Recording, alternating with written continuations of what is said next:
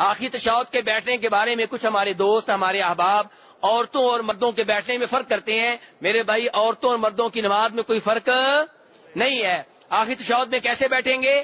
دائیں پاؤں کو آپ کھڑا کریں گے. بیٹھیں ابھی ساتھ ساتھ تک آپ کو طریقہ ہے، ساتھ ساتھ بیٹھیں میرے بھائی.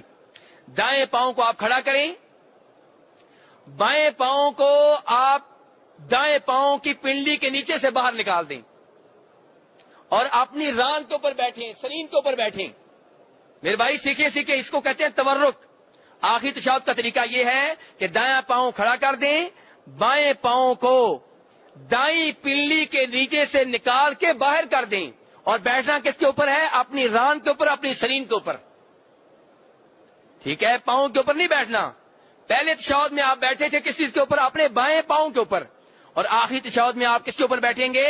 اپنے کولے کے اوپر، اپنی ران کے اوپر، اپنی سرین کے اوپر. اور دایاں پاؤں کھڑا رکھیں گے، بائیں پاؤں کو آگے بڑھاتے ہوئے دائیں پنڈلی سے نکال کے باہر کر دیں گے. یہ ہے میرے بھائی صحیح طریقہ جو حدیث شریف میں آیا ہے. اللہ تبارک و تعالی ہمیں سنت کے مطابق نماز پڑھنے کی توفیق عنایت فرمائے.